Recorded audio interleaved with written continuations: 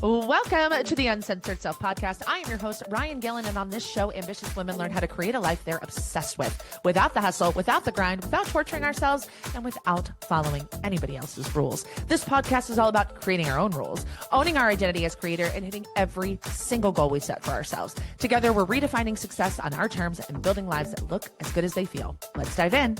Welcome back to the final pre-recorded episode of the Energetics of Winning podcast series, which we are calling Playing to Win. And I really love this. This was not what I originally had planned, which is really just the story of my life, right? For this conversation. Well, this is what I had planned, but not the title and not the way that I was going to position it. And I love that this work is that I am doing the work while I do this work with you, because it allows me to ebb and flow and be really intuitive in the way this unfolds. And so the way this all started, right, was the energetics of winning. So if you've been listening from the beginning, it's the energetics of winning. What does it take to become an energetic match to winning?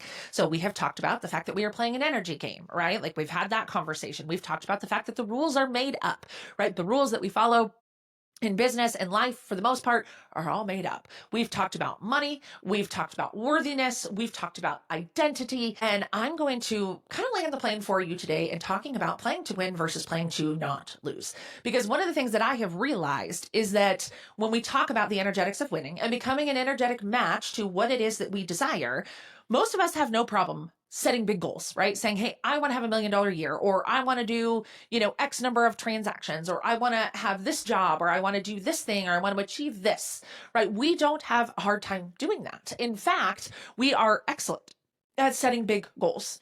And what has happened to us over the years of our life, the experience of our lives, is we went from playing to win to playing to not lose. So when you started your career, whatever that is, whatever that looks like for you right now, you had no problem like playing big. You were bright-eyed, bushy-tailed, all fucking in. Let's go, let's go, let's go, let's go. There was no mountain too big, right? No goal too scary. And you just fucking went for it. And you won, right? So many of you are winning at life from an external perspective. I just want to be clear about that too. You are winning. You are doing incredible, powerful things. What is missing for you is that you are doing those incredible, powerful things from a place of force, effort, and control.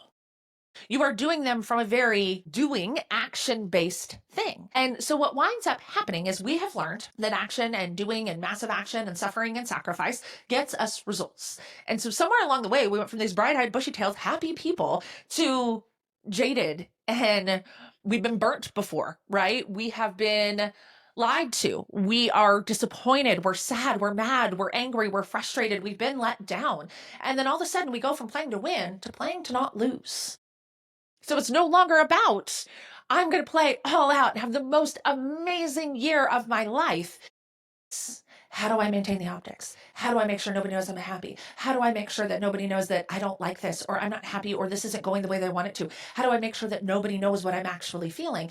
And so we go from playing this game of life and having fun and achieving for the sake of achieving to needing to maintain a certain look, needing to maintain the optics of what is the world going to think when they find out that I've done all of these things and I'm not excited about them. I don't love them. This is not my dream life. I don't want this. What will the world think? So we go from playing to win to playing to not lose. And I love athletic analogies because I think that they're so powerful. Because when we think of athletes, and I'm going to very specifically talk about professional athletes, right? Professional athletes train to win, period. They train all of the time. They train at their sport, they train at their craft, right? They watch tape, they watch film, they have specialists, right? Like specialty trainings and tools that they do mindset and energetic work, right? Like they have all of these different tools and resources. And we all want to be professional athletes, but we don't give ourselves access to all these tools and resources. We give ourselves access to what we know has worked before. And to me, that is the difference between playing to win. When we play to win, it's I build a team around me that helps me win. And I don't mean a team of people you pay. I mean your family. I mean your friends. I mean the people you spend time with, the people you talk to about your business, maybe your therapist, maybe your coach or your mentor, right? Like you build a team of people who help you win. That's what winners do. People who are afraid to not lose are like, I've got to do this all by myself. I've got to carry the weight of the world on my shoulders. I'm the only one who can do this right. And if everybody found out how fucking miserable I was, what would they think? Right? That's not playing to win. That's playing to not lose. And when we play to not lose, the energy behind that is, I don't want to fail, versus I might win in 2 years. And would that not be fucking amazing? Versus, well, I guess we're going to go after this $1 million years, and I guess we're going to put all of our stuff in the suitcase and we're going to carry it around. It's going to be heavy and it's going to be horrible. It's going to be hard. And maybe I'll make it. Maybe I won't. How many of you feel that way? How many of you feel that way? I talk to people every day. Every day they're in my inbox. We're in conversations. They're my clients who are like, gosh, this is heavy. Gosh, this is heavy. And it's heavy because you are playing to not lose, because you are afraid of being disappointed. You're afraid of being sad. You're afraid of being embarrassed. You're afraid of letting yourself down, other people. I don't know. But if that is the worst thing that happens, is that you play big and you don't make it, is it that bad? Is it that bad? And right now you might think that it is. You might be like, yes, Ryan, it is that bad. It is that bad. If I go all in and I don't win, I will be mortified. That one person in the 7th grade who told me that I was never going to amount to anything, they would be right. And wouldn't that be awful? Like, come on, guys. Come on. Why are you not playing to win other than the optics of what it would look like if you didn't? You're afraid of dealing with the disappointment. So instead of going all in and possibly being disappointed, we just don't play. I might be disappointed. I might be embarrassed. I might fail. So I'm just not going to play. I'm going to play to not lose, which is the game that you are playing right now. Because if you are materially successful in any capacity and not happy and fulfilled, I can promise you that you are playing to not lose. You are not actually going after what you want, because if you were going after what you want in a way that felt good, you would not feel like shit. Not more often than you feel good. You might have shitty days, but not shitty weeks, shitty months, shitty quarters. If you were playing to win. Playing to not lose, you can have shitty decades, because it's all about the optics. And what if I don't make it? What will I have to face about myself? Where will I have to be honest with myself? Where will I have to admit that I'm not being true to myself? And that would be mortifying, right? I would be mortified if I had to tell the world this isn't what I wanted. But as somebody who has very publicly done all the things, including bankruptcy, divorce, business failure, laying off an entire team, right? I can promise you that the pain of saying that out loud is so much less than the pain of keeping it quiet and trying to keep it together and trying to act like everything is okay. It was so much harder to act like everything was okay than it ever was to say, I failed out loud. That is why you are exhausted. That is why you're burned out. And that is why you're not getting the results that you want. Because the pain that you are trying to avoid by not admitting that you are not happy and you are not getting what you want is so big that like your heart hurts and it feels like the weight of the world is on your shoulders. Versus the pain of saying, hey y'all, fucked up. Not going the way I wanted to, but I'm going to go after what I want. I'm going to go after what I want because I only have one life to live. And today is the youngest that I am ever going to be. Today is all that I am promised, and I am going to play to win instead of, well, I don't want the world to know that I failed, so I'm going to play to not win, and I'm going to hide, and I'm going to be miserable. I'm going to sit over here and pretend like everything is fine. That is not playing to win. That is not an energy match for winning. It is an energy match for not losing. And I don't know about you, but not losing feels like shit. Playing the best game you can possibly play and possibly coming up short at the end still feels amazing. I think of this with my kids. My kids are so little. They're not competitive at sports, but what it feels like to go and play at 100%, even if you don't win, is so much better than to show up and play safe, whether you're win or lose. Because even when you win, when you play the game of not losing or trying to not lose, it doesn't feel good because it was never what you actually wanted. It was never what you actually wanted, because if you really, truly were all in on what you actually wanted and yourself, you wouldn't be playing to not lose, you would be playing to win. And I can say that with such conviction, not just for myself, but from clients, from life experience, from people I talk to. This is such an important conversation, my guys, my friends, and this is why business therapy exists. I created business therapy to help you get your sparkle back, get your magic back, get your happy back. Because the truth of the matter is, none of the success fucking matters if you're miserable. None of the money matters if you're unhappy. None of the deals feel good if you're just grasping at straws. Does it? Does it feel good? Is where you're at right now feel good? Because for me, it didn't. It didn't. And so this program is an opportunity and an invitation to start pulling all of that apart and deciding, who do I want to be today? Who do I want to be in business? Who do I want to be in life? Who do I want to be with my money? Who do I want to be in my marriage? Who do I want to be with my kids? Who do I want to be with my clients or my employer? Who do I want to be, and how can I be that version of me every single day without performing, without acting, without pretending that everything is okay, and being the realest and truest version of myself? Because the realest, truest version of you is the energy of winning. When you are really, truly you, like coming from the heart in the best place humanly possible, you are so magnetic, you don't even know. But the reason you don't know is because you won't put it down long enough to feel it. You're so afraid of disappointment and failure and shame and guilt and embarrassment and feeling those feelings because you felt them before and they felt awful, that you're like, I'm just going to stay here. I'm just going to be a solid 6 out of 10 in life. Because then if I'm a 6, when I have a day that's a 2, it doesn't feel so bad, right? Ooh, this is a good one. I like this analogy. Glad I went here, right? If we are looking at life in a scale of 1 to 10, if you operate at a 6, going up to a 10 isn't that much of a shift. Going down to a 2, not that much of a shift, right? Like you're kind of in the middle and you can flex in both ways. And while it feels a little weird, right? But it just, it's not that far. Going from a 6 to a 10 or going from a 6 to a 2, kind of comfortable. I can bounce back to my comfortable 6. That's where we play. We play at a comfortable 6. But when you play at a 10, when you come down to a 2, that fucking hurts, right? Going from a 10 to a 2 hurts. It hurts your heart. It hurts your ego.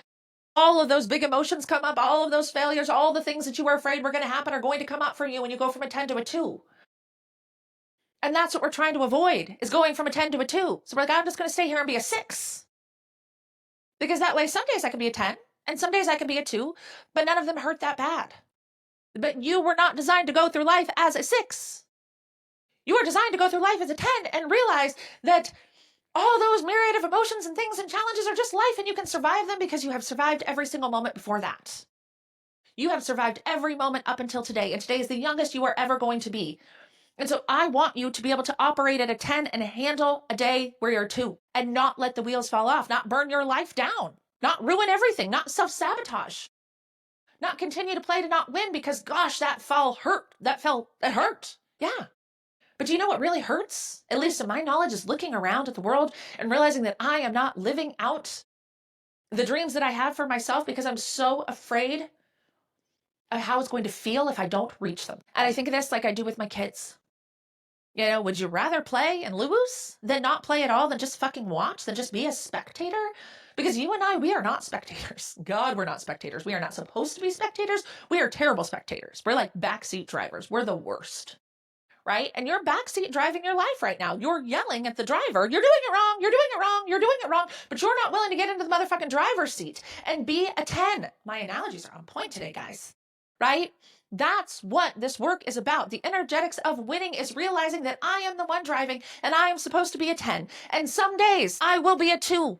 Some days I will fail. Some days I will try for things and I will not hit them, but I will not die. Versus I'm just going to be a 6. I'm going to sit here. I'm going to be a backseat driver. I'm going to tell you what everybody else is doing wrong. I'm going to be fucking miserable while I do it. And I'm going to take the scraps that come. And on the days where I'm an 8 to a 10, I'm going to, oh my God, that was so amazing. I'm manifesting my dream life. But then tomorrow I'm a 6. I'm just going to stay here. Just be comfortable here. It's fine. It's not that bad. I love getting out of bed at 6 o'clock in the morning to work.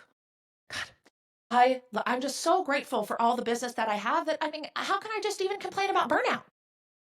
The excuses that our brain makes is fucking bananas. It is bananas. It is bananas. The way we will convince ourselves that we're okay with being a 6. Because on the bad days, it don't feel so bad. And on the good days, it feels great. But we can't sustain it. Business therapy is the way that we operate at a 10 as often as possible.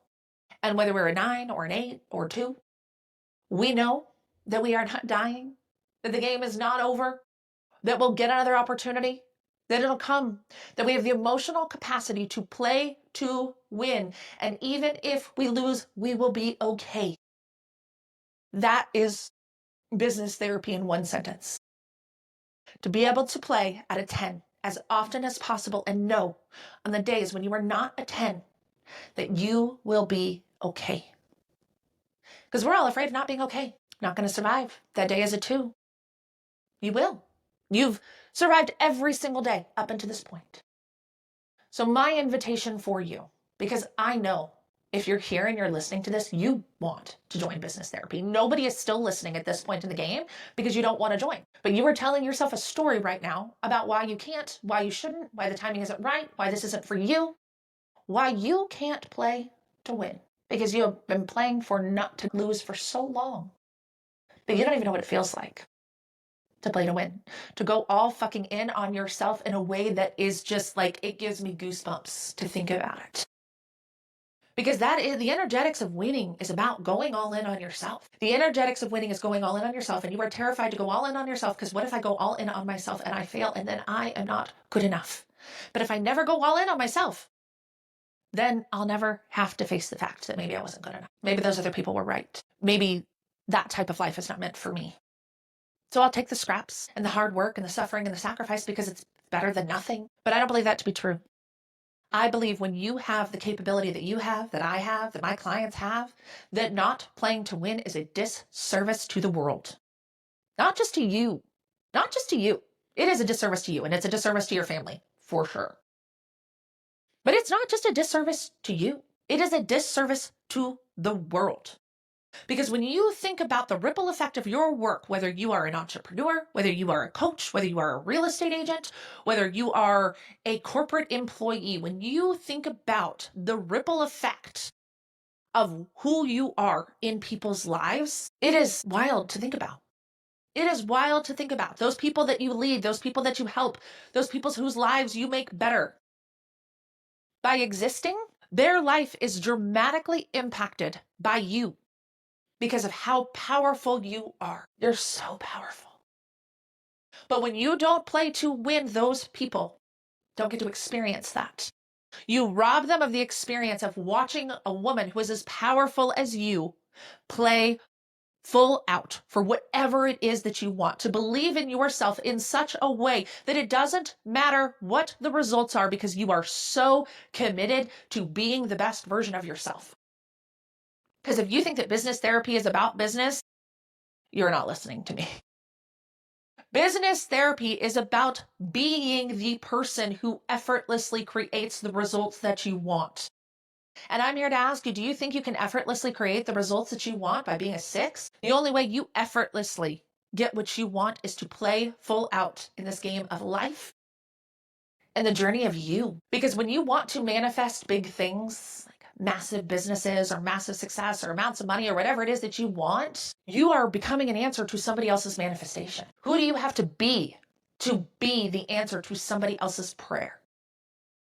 Because somebody out there is praying, they're journaling, and they're thinking, and they want somebody like you in their life so bad that all you have to do is become her to be an energetic match to that. And the more you play full out, the more you show up as a 10, the more influence you have, the more power you have, the more opportunities you get, the more doors that open, the more invitations that happen. And friend, think about it at a 6. Look at what you've done at a 6. Imagine what you will do at a 10. It gives me goosebumps. When you show up as a 10 and you know that the worst thing that happens is that you fail or you miss the mark or you don't win, and you can be fine with that, you can handle that, you become such a fucking force that whatever vision you want to create in your life, you will.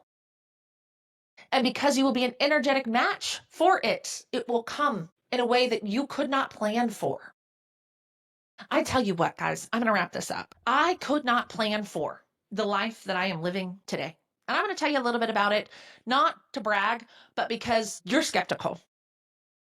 As a high achiever, as somebody who works really fucking hard, like you are extremely skeptical that this can work for you. Because the idea of taking your hands off the wheel and letting the energetics drive terrifies you because you have gotten your worthiness and your value from control. For gripping that wheel so fucking hard, because if I don't drive and I don't tell you what to do and I don't manage all the parts and all my parts, that you're like, God, this sounds amazing, Ryan, but like, I can't even fathom what a life like that looks like. I'm going to tell you a little bit of a story.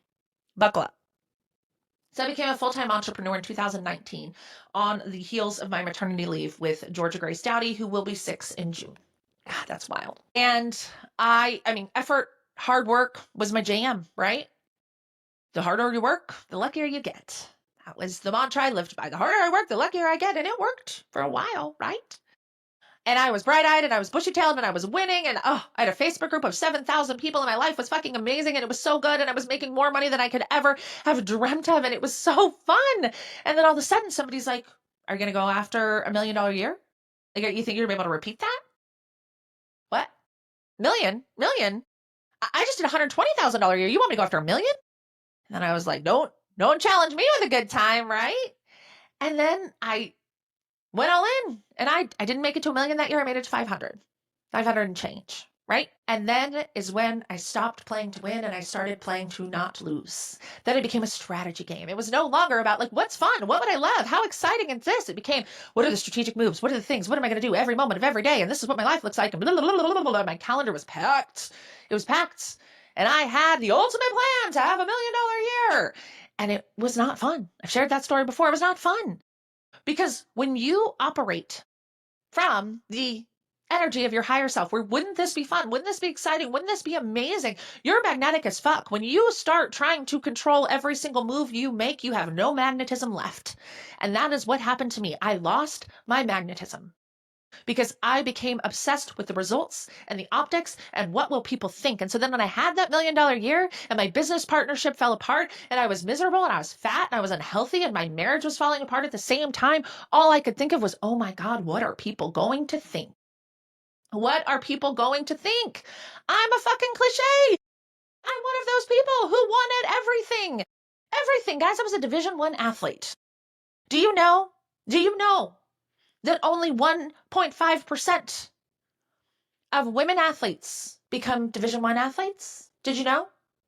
Did you know that only 2% of women business owners make it to $1 million? So I have proven multiple times in my adult life that I am worthy of being in the top 2%, that I am more than fucking capable. But what will they think? What will the world think if I can't repeat it? What will they think when they find out that I'm not happy? And so I stopped playing to win and I started to play to not lose. And my friends, I lost so fucking hard. I lost so hard. I lost myself. I lost my identity. I lost my confidence for a long time. But nobody knew. Nobody knew. The only person I think who really knew was my mentor. And I don't think she even knew how dark it was. I'm going to get emotional. How dark it was sometimes at 5 o'clock in the morning when I was thinking about work and thinking about business and thinking about how I failed and how everybody was going to find out. What about my kids? So I continued to play to not lose. And it no longer mattered that I was somebody who was very typically in the top 2%. Because when I played to win, when I decided to be a Division I athlete, I became one. When I decided to make $1 million, I did it. But then I no longer made decisions. I hoped and prayed that nobody would find out that I couldn't do it again. And this work is what saved my life. This work is what changed everything for me. This work is what has made it safe for me to dream to make $1 million again, guys, because I had myself convinced that I didn't need to make $1 million. You know what? Truth of the matter is, I made $1 million and it was awful. I don't think I really want that. That was the story I had started telling myself. That all I need is just enough to get by, enough to live a good life, enough to vacation a couple times a year. That's all I need, right? I convinced myself of that. And I convinced myself it was true. And now I dream again. I dream to run a multi-million-dollar business that feels fucking amazing, that changes the lives of women everywhere, that I can guide women down this path and tell you that you can have it all, but only when you play to win. Because if you continue to play to not lose, you can't have it all. You're going to feel like shit the whole fucking way. But when you play to win, not only can you win in business, but you will start to win in life. My health is better than it's ever been. I'm in a relationship that I don't even know if I knew even before I got married the first time, if I knew that it was possible to be in relationships like the one I'm in right now. The way that I spend my time, like my relationship with my kids, the time that I spend everything about my life feels amazing right now. And it's fucking terrifying. I just want to tell you that. Like, I'm playing all in. I'm a 10. And I know that I'm going to have a day where I'm going to feel like a 2. God, it's going to fucking hurt. But I have the tools and the resources to not let my life become a 2 and just let a day where I'm a 2 be a 2. So it is available to you. You can let go of control. That was what this was originally going to be about, letting go of control, until I came through this morning on my walk about the playing to win versus playing to not lose. I've created some short form content about that. People really liked it. And so when I started brainstorming this morning, I'm like, oh, this is it. Because on a scale of 1 to 10, If your life is a 6, but you have moments of being a 10, you can live the majority of your life as a 10, and you will survive when you are a 2. But if you just stay a 6, your life will probably always be a 6, and it'll probably always be hard. And I can tell you in my heart of hearts that I believe in you, that I believe in this work, that I believe we do get to have it all, and I believe when we win as women, we change the fucking world. We change the world. We don't just change our families and our clients. Like, we change the fucking world. There's a reason why the world's afraid of women. And it's because we're powerful beyond measure. We've just been convinced for a really long time that we're not. And then we tried to do business like men, and we failed miserably at that. So here's your invitation. Here's your opportunity.